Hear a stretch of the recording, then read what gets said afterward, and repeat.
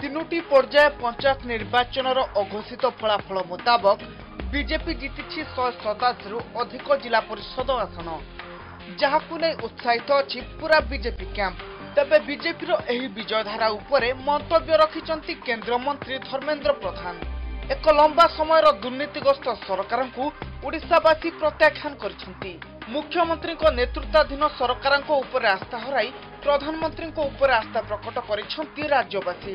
ଆଗକୁ ମଧ୍ୟ ବିଜେପିର ଏହି ବିଜୟଧାରା ଜାରି ରହିବ ବୋଲି କହିଛନ୍ତି ଧର୍ମେନ୍ଦ୍ର ପ୍ରଧାନ। अव्यवस्था, दुर्नीति, भ्रष्टाचार, अपारगता, स्थाणुत्व को लोक माने अनास्था प्रकाश करले, कल्याणकारी योजना को, कला टंका विरुद्ध लड़े को, दुर्नीति विरुद्ध लड़े को प्रधानमंत्री नरेंद्र मोदी का नेतृत्व को आस्था स्थापन कले। यही ट्रेंड 4th फेज आउ 5th फेज रे भी जारी रहिबो। ओडिशार जनसाधारण को मु पुनर्बार कृतज्ञता ज्ञापन करुछि। ए प्रकार जन आशीर्वाद पाई, ए प्रकार विश्वास पाई। सेपटे धर्मेंद्रଙ୍କ एभली प्रतिक्रिया उपरे जवाब रखिछि बीजेडी। दल कहिछि गतकाली राज्य रे बीजेडी नंबर 1 दल थिला, आज अछि, आगुक मध्य 1 नंबर दल भाबे रहिबो।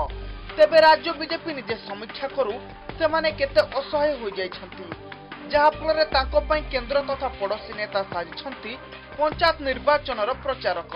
तेबे निजर ए स्वल्प विजय बीजेपी उत्साहित होबार कोनोसी कारण नाही बोली कहिछंती बीजेडी मुखपात्र शशिभूषण बेहेरा। पंचायत निर्वाचन, सरपंच, समिति मेंबर, जिला परिषदर निर्वाचन को सामना करने पाई ओडिशार बीजेपी पार्टी केते असहाय स्थिति रे रही। जो निर्वाचन को आमर ब्लॉक स्तर, जिला स्तर नेता माने सामना करती, ताकू सामना करने पाई केंद्र पोड़ा पोड़ा मंत्री, केंद्र मंत्री, पड़ोसी राज्यर मुख्यमंत्री माने मध्य, पूर्वतन मुख्यमंत्री आसिकी जो सफलता पाइचंती, तृतीय रु द्वितीय स्थान को जाइचंती एवं जो स्पष्टोक्ति आमे रखी आसीचु विजु जनता दल जे आमे प्रथम स्थान रहिथिलु एवं रहिबु मध्य। पंचायत निर्वाचन फलाफल बीजेडी अनेक गढ़ बीजेपी हाथ को जाइछि।